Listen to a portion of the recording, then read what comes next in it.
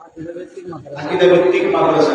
ও সুন্দর কথা বলেছে। আমার মাদ্রাসা বললে তো দৌড়ে বড় মাদ্রাসা, মাইকে মাদ্রাসা, ছোট মাদ্রাসা থেকে দৌড়ে যাবে। খবরদার, কিছু কিছু মাদ্রাসা আছে সেই আমাদের সভাপতি সাহেব, এই যে আমাদের আলিউদ্দিন মডেল মাদ্রাসা, মাদ্রাসার সভাপতি আছে, সুপার সাহেব আছে, এখানে শিক্ষকরা আছে। আপনাদের অনুরোধ, বাচ্চা মাদ্রাসায় দিবেন, আবেদন করে এমন জায়গা দিয়ে না যে জায়গা তাইসা শুক্রবারে মাদ্রাসা গেছে, শনিবারে আইসে বারে কি বারে, শুক্রবারে বলেন না কি বারে, মাঝখানে কয়দিন গেছে, 5 দিন 6 দিন যায়।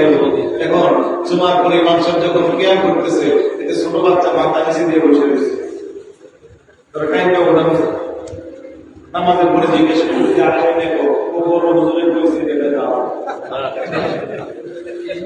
কথা কোন ঠিক না? কি কত সুন্দর মানে মাদ্রাসায় গেলাম 5 দিন হইল, এখন বেদাত শিখে নিলাম। এখন যাওয়ার আগে বেদাতের শিরিক, বেদাতের শিরিক, বেদাতের সংজ্ঞা কালে বলে শিরিক কাকে বলে এগুলো শিখে, এই শব্দ ছোট ছোট ছোট বাচ্চাদেরকে শিখে দেয়। এই জন্য মাদ্রাসায় বাচ্চা যাওয়ার আগে সববার চিন্তা করতে হবে যে আমি যে মাদ্রাসায় দিচ্ছি, আমার ছেলেটাই মাদ্রাসা থেকে এসে নবী ওলির পক্ষে কথা বলবে কি বলবে না, কথা বলে ঠিক না? এই জন্য আপনাদের পাশে আপনাদের খুশ নসিব। আপনি বলেন প্রায় 100, এই 100টা বাচ্চারা কি দেখে নষ্ট করতে পারবে? ইনশাআল্লাহ আমাদের হুজুররা বিশুদ্ধ আমাদেরকে শিক্ষা দেবে। মাদ্রাসার অনেক গুরুত্ব। আমি তো অনেক জায়গায় যখন এগুলা বলি, অনেক ভাইরা আমার এগুলা কথা বলতে, আমি নিজেদের সমালোচনা করি যে মিলাদুল নবীতে আমরা যতগুলো গুরু জবাই করি, যতগুলো মাহফিলে কোটি কোটি টাকা খরচ করি, কিন্তু আমাদের সেই পরিমাণের নাই। বাধ্য হয়ে আমার ছুটি পাই, তার বাচ্চাকে নিয়ে পরে আরেক মাদ্রাসায় দেয়, যেখান থেকে এসে বাচ্চারা আরেক দিকে চলে যায়। পাড়ায় পাড়ায় মহল্লায় শহরে দেখেন প্রতি আবাসিকে গলি গলি মাদ্রাসা আছে, কিন্তু আমাদের বাড়ি আছে নাই বললেই চলে।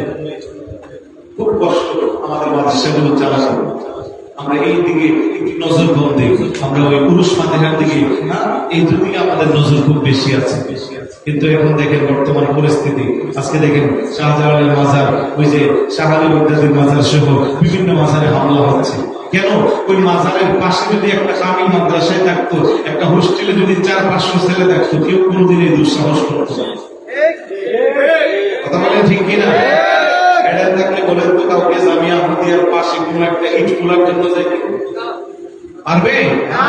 তাহলে আমাদের ব্যর্থটা কোন জায়গায় দেখে যাইনি। মাজারের পাশে মাদ্রাসা আছে, আবার এগুলা আমাদের দখলে দেবে, আমাদের টাকা খায়, আমাদের সব কিছু করে কাজ চলে আরেকটা। এই জন্য আমাদেরকে একটু সচেতন হতে হবে। মাদ্রাসা কেন্দ্রিক আমাদেরকে এখন বিবেচনা করতে হবে।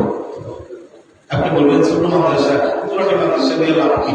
না ভাই, নুরানি মাদ্রাসা দিয়েই লাভ। নুরানি মাদ্রাসার ছাত্রটা প্রথম জীবনে যখন তার ব্রেনে আকীদা ঢুকবে, কেউ তার সে আকীদা থেকে লড়তে পারবে না।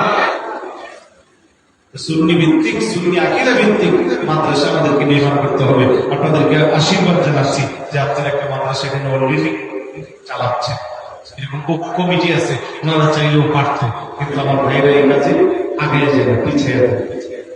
কবুল করে বলুন আমি। ভাই আর সামনে বেলা ঠিক হবে না, রাত অনেক হয়ে গেছে, আমি খুব টায়ার্ড। যাই হোক, যে কথাগুলো বললাম ভুল ত্রুটি ক্ষমা করে আল্লাহ বাইতের মহব্বতে আল্লাহ যেন আমাদের সকলকে আজীবন পর্যন্ত, জীবনের শেষ পর্যন্ত ইমাম হুসাইন রাদিয়াল্লাহু তাআলা আদর্শের কাফেলার সৈনিক হিসেবে কবুল করে বলুন।